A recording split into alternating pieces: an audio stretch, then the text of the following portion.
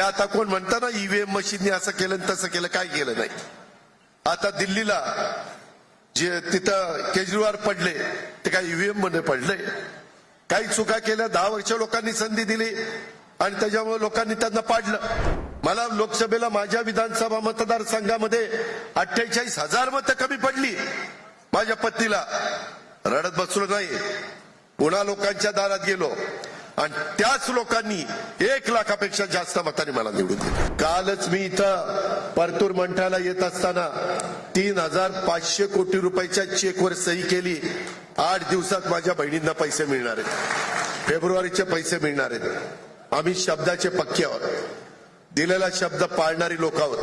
परतूर मंठा विधानसभेचे माजी आमदार सुरेश जथलिया साहेबांच्या सारखा सक्षम लोकसेवेला हे राष्ट्रवादी काँग्रेस पक्षाच्या समोर जोडून घेण्यामागं आमची तीच भूमिका आहे. मी प्रतापराव चिखलीकरांचं मनापासून कौतुक करीन, अभिनंदन करीन की कालच्या विधानसभेच्या निवडणुका झाल्यापासून अनेक कार्यकर्त्यांना वेगवेगळ्या भागातल्या राष्ट्रवादी काँग्रेस पक्षाशी जोडण्याचं काम, पक्षप्रवेश करण्याचं काम, मग तो नांदेड जिल्हा असेल, मराठवाड्यातले इतर जिल्हे असतील, ते त्या ठिकाणी करतायत. माझी इथं सतीश चव्हाण बसलेत, विक्रम काळे बसलेत, इथं राजेश विटेकर बसलेत. राजेश विटेकर आणि मनोज कायंदे, तुम्हाला नवीन संधी मिळालेली आहे, तुमच्याकडनं लोकांच्या खूप अपेक्षा आहेत. उत्तमराव विटेकरांचं काम लोकांनी पाहिलेलं आहे, आम्ही पाहिलेलं आहे. आता नवीन पिढी पण पुढे आली पाहिजे. मी देखील ज्यावेळेस राजकारणात आलो तो काळ 91चा होता. 90ला आर पाटील, जयंत पाटील, दिलीप वळसे पाटील, मी साधारण त्याच काळातले सुनील तटकरेजी, आम्ही सगळेजण नवीन कार्यकर्ते होतो.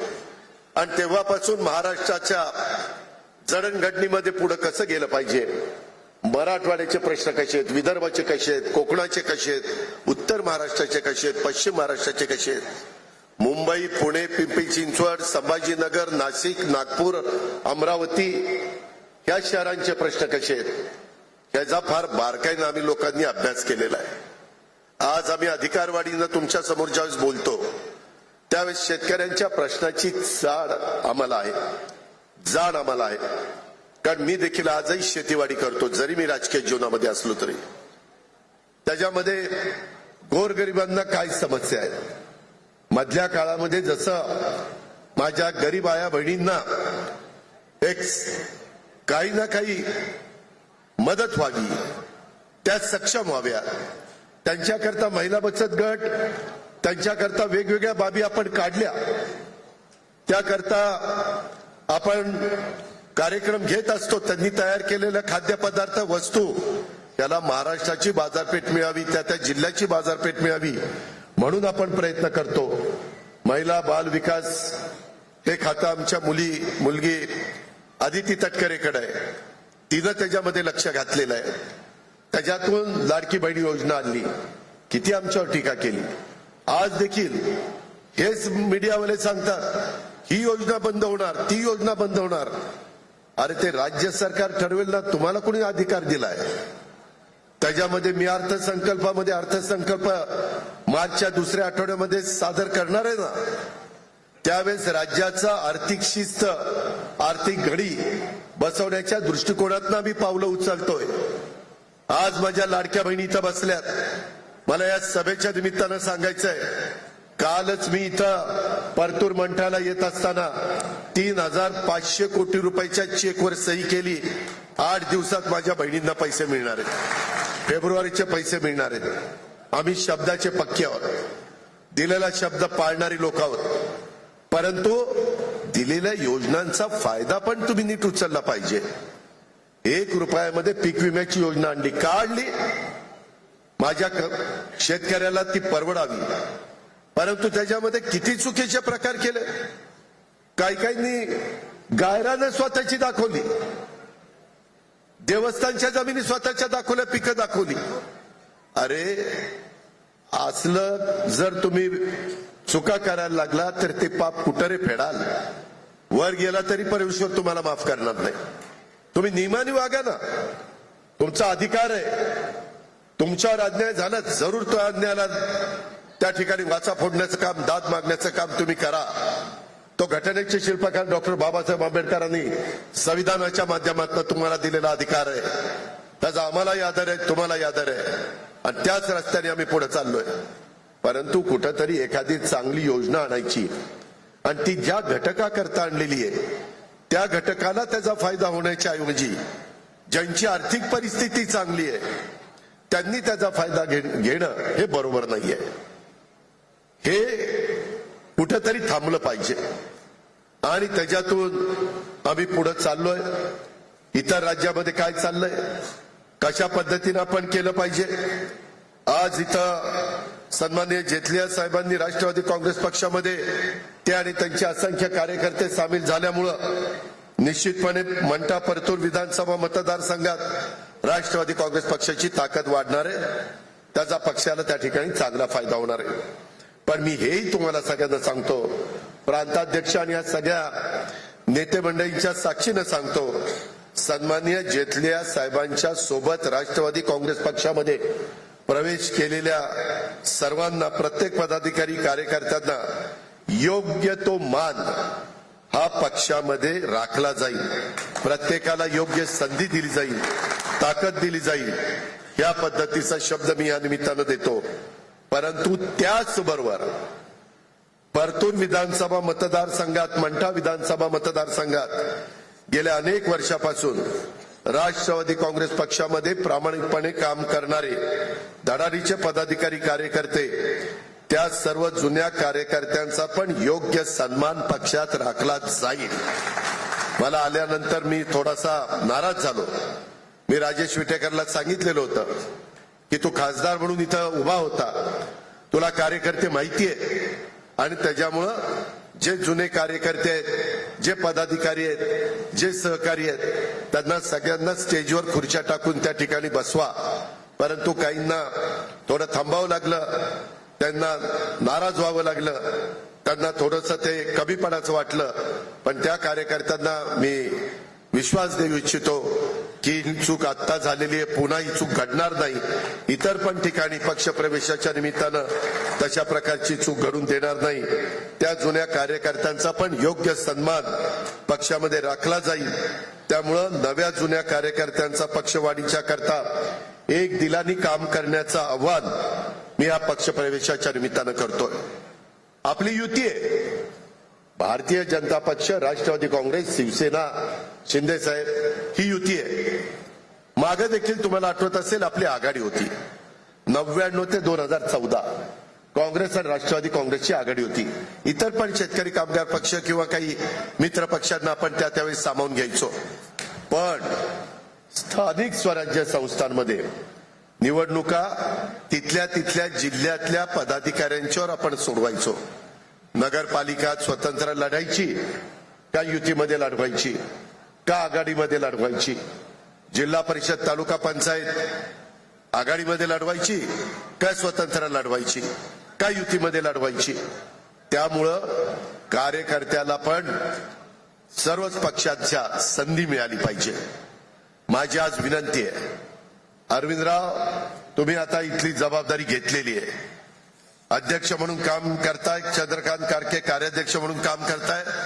मला सगळ्या माझ्या सहकार्यांना सांगायचं की नवा जुना वाद न आणता आता कमी दिवस राहिलेले, सुप्रीम कोर्टात मॅटर आहे, त्याचा निकाल लवकर लागावा म्हणून चांगल्यातले चांगले टॉपचे वकील आम्ही देतो.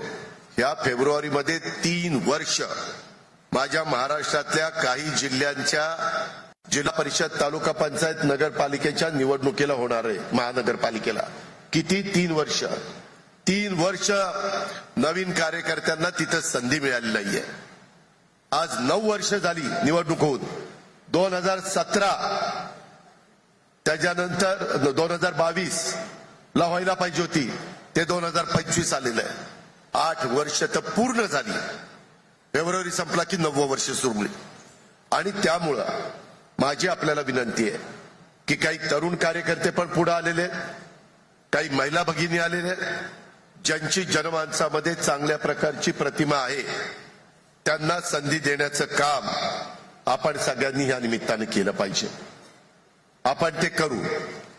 तुम्हाला मी आमचे तटकरे साहेब आम्ही सगळेजण वर जरी काम करत असलो राज्याच्या पातळीवर तरी देखील बराचसा अधिकार आम्ही जिल्ह्याला आणि तालुक्याला देणार आहे. फक्त अधिकार देत असताना कुणी कुणावर अन्याय करू नये. कधी कधी काही तालुक्यात जर एखादा मी तालुक्यात आहे बारामतीमध्ये आणि मला लक्षात आलं की बाबा XYZ ला तिकीट दिलं तर हा चालाक कार्यकर्ता आहे, उद्या आपल्यालाच मागं सारलं पुढे निघून जाईल की त्याचं तिकीट कापलं जातं. असं होता कामा नये. ज्याच्यामध्ये कर्तृत्व आहे, ज्याच्यामध्ये नेतृत्व गुण आहे, ज्याच्यामध्ये संघटना कौशल्य आहे, ज्याच्यामध्ये सगळ्यांना बरोबर घेऊन जाण्याची क्षमता आहे, जो सामाजिक बांधिलकी डोळ्यासमोर ठेवून त्या वॉर्डात किंवा त्या जिल्हा परिषद गटात किंवा गणात पंचायत समितीच्या काम करतोय त्याला त्या बाबतीमध्ये संधी मिळाली पाहिजे. कदाचित 2 ताकदीचे कार्यकर्ते असतील, 19-20 काय करायचं लक्षात येणार नाही. तिथं आमच्या सारख्याला विचारा, आम्ही पण 5-10 लोकांना विचारून काय करायचं, एकाला थांबावं लागलं तर दुसऱ्याला दुसरीकडे ऍडजस्ट करू. आज देखील आमदारकीची तिकीट देत असताना सगळ्यांना संधी देता आली नाही. आम्ही आता राष्ट्रवादी काँग्रेस पक्षाच्या वतीनं तटकरे साहेबांना नेमलंय, भाजपाने बावनकुळे साहेबांना नेमलंय, शिवसेनेने उदय सामंतांना नेमलंय. हे तिघं बसणार आहेत. आम्ही त्यांना सांगितलेलं आहे लवकर बसा, महामंडळाचे अध्यक्षपद सदस्यपद कुठल्या पक्षाने घ्यायची ते ठरवा, म्हणजे कार्यकर्त्याला पण तिथं कामाची संधी मिळते. आता जिल्हाधिकाऱ्यांना पण विशेष जिल्हाधिकारी दे, जिल्ह्याच्या पालकमंत्र्यांना जिल्हा कार्यकारी अधिकारी हा नेमण्याच्या विशेष अधिकारी पद नेमण्याच्या करता मुभा दिलेली आहे. तिथंही कार्यकर्त्यांना संधी मिळणार आहे. या प्रकारे आपल्याला पुढे जायचं आहे. मित्रांनो, आपला महाराष्ट्र हा साधू संतांचा महाराष्ट्र आहे. माझी मराठवाड्याची भूमी तर साधू संतांची भूमी म्हणून ओळखली जाते आणि त्यामुळं महापुरुष आपल्या इथं होऊन गेलेत अनेक. आपण शिवशाहू फुले आंबेडकरांचं नाव घेत असतो. पुण्यश्लोक अहिल्यादेवी होळकर असतील, सावित्रीबाई फुले असतील, राजमाता जिजाऊ असतील, रमाई माता असतील, मौलाना आझाद असतील, अनेकांची नावं आपण त्या ठिकाणी घेत असतो. आपले अण्णाभाऊ साठे असतील, किती लोक मान्यवरांची नावं घेऊ. तशा पद्धतीनं संत सेवालाल महाराज हे देखील अतिशय एक महत्वाची आदरणीय व्यक्ती. त्यांचंही स्थान मोठं. त्यांची आज जयंती आहे. मी त्यांना संत सेवालाल महाराजांच्या जयंतीच्या निमित्तानं त्यांना विनम्र अशा प्रकारचं अभिवादन करतो. ही आपली मराठी संस्कृती, ही आपली परंपरा आहे. हे आपल्या वर्षानुवर्ष सगळ्यांनी आपल्याला शिकवत आलेलं आहे. आपल्याला पुढेही पुढच्या पिढीला शिकवायचंय. ही गोष्ट देखील आपण विसरून जाता कामा नये. मगाशी बोलत असताना सन्माननीय जेतलिया साहेबांनी हे केवळ राजकारणी नाहीये तर लोकहितासाठी झटणारा एक लोकसेवक आहे. त्यांच्याबरोबर मला काम करण्याची संधी मिळाली. वैजनाथ आकासाहेब माजी आमदार, त्यांच्याबरोबर पण मला काम करण्याची संधी मिळाली. बाबाजराव लोणीकर यांच्याबरोबर मी काम करतो. मी 8व्यांदा बारामती विधानसभा मतदारसंघातून निवडून आलो, 8व्यांदा. आणि अलीकडे तर सातत्याने लाखाच्या पुढे मी निवडून येतोय. एवढी जनता त्या बाबतीमध्ये पाठिंबा देते. इतरांनी पण आत्मपरीक्षण करावं की असं का घडतं. तिथं आम्ही काम करतोय. आताच जेटलियांचे चिरंजीव नितीन जेटलिया सांगत होते की त्यांचेही वडील लवकर उठतात, लवकर कामाला सुरुवात करतात, शहर स्वच्छ आहे का नाही बघतात. आज आपण इथं बसलोय, हा 6 एकराचा परिसर हा जेटलियांच्या स्वतःच्या मालकीचा, परतूर शहरातला. आज याची किंमत काढली तर काही करोड रुपये किंमत होईल. अरे आपण आपल्या सख्या भावाला 6 गुंठे जागा द्यायला भांडणं करतोय, मारामाऱ्या करतोय, कुऱ्हाडी घेऊन त्या ठिकाणी मागे पुढे बघत नाही, बांध एकमेकाचे रेटतायत. आज मनाचा दिलदारपणा मोठापणा असल्याशिवाय एवढी मोक्याची जागा क्रीडांगणाकरता नगरपालिकेला द्यायची हे येड्या गाबाळ्याचं काम नाही. त्याला दिलदारपणे मन असावं लागतं, मनाचा दिलदार नेता असावा लागतो. तो जेटली यांच्या रूपाने आपल्याला पाहायला मिळालेला आहे. विधानसभेमध्ये देखील माझ्या परतूर मंठा इथल्या जनतेच्या प्रश्नासाठी सातत्याने संघर्ष त्यांनी केला. त्यांची समाजसेवेची बांधिलकी, लोकांशी असलेली नाळ आणि त्यांची प्रामाणिक कार्यपद्धती ही राष्ट्रवादी काँग्रेस पक्षाला नक्कीच बळकटी येण्याच्या करता मदत होणार आहे. सामान्य लोकांच्या मध्ये असणारा या बांधिलकीच्या जोरावर नुकत्याच झालेल्या विधानसभेच्या निवडणुकीमध्ये अपक्ष उभं राहून 56,000 मतं घ्यायची हे काही साधी गोष्ट नाहीये. माग 3 दशकापासून जवळपास परतूर नगर परिषदेचं एक हाती वर्चस्व 91 ते 2004 13 वर्ष ते ह्या शहराचे नगराध्यक्ष म्हणून त्यांनी काम केलं. आता विमलताई त्या ठिकाणी काम करतात. या पद्धतीनं आज या नेत्याची सामान्य लोकांशी घट्ट नाळ असल्याशिवाय कोणत्याही नगर परिषदेवर एखाद्या नेत्याची 30-30 वर्ष एक हाती सत्ता राखणं ही सोपी साधी गोष्ट नाहीये. हे कोणत्या येरा गबाळ्याचं काम नाहीये. हे पण आपण बघा. आणि त्याच्यामुळं केवळ निवडणुकीच्या वेळी लोकांच्या दारामध्ये गेलं म्हणजे मतं मिळत नसतात. त्याच्यामध्ये सर्वसामान्यांच्या सुखदुःखामध्ये तुम्हाला मला कायम सोबत राहाल तरच लोकांचं प्रेम तुमच्या माझ्या वाट्याला येतं. आणि जेथलिया साहेब कायम लोकांच्या कल्याणासाठी झटत आले, त्यामुळे इतके लोक त्यांच्या सोबत आहेत. आज इथं उपस्थित असणारा जनसागर पाहिल्यानंतर लोकांच्या सेवेची, लोकसेवेची खात्री ही आपल्याला पटते. आणि जनतेच्या प्रश्नासाठी लढणारा हा राष्ट्रवादी काँग्रेस पक्ष आहे. 25 वर्ष या पक्षाला झालेली आहे. पुढेही आपल्याला या पक्ष वाढवायचा आहे, पुढे न्यायचा आहे. स्थानिक स्वराज्य संस्थांमध्ये देखील मी इथं बसणाऱ्या मराठवाड्यातल्या सगळ्या 4-5 आमदारांना सांगेन, माझ्या विदर्भाच्या आमदारांना सांगेन, तुम्ही पण वेगवेगळ्या सहकाऱ्यांशी बोला.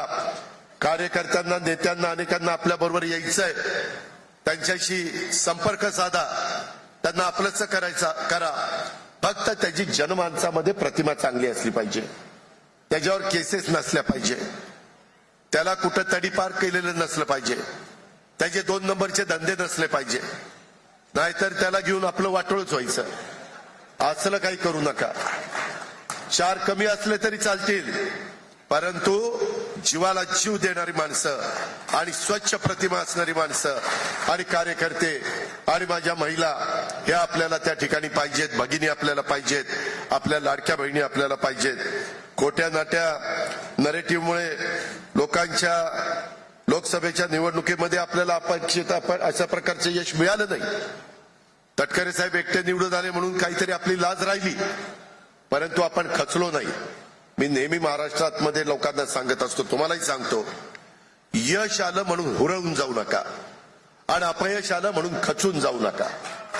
त्यामध्ये अपयश आम्हाला आलं, आम्ही पुन्हा बसलो, पुन्हा एकत्र चर्चा केली.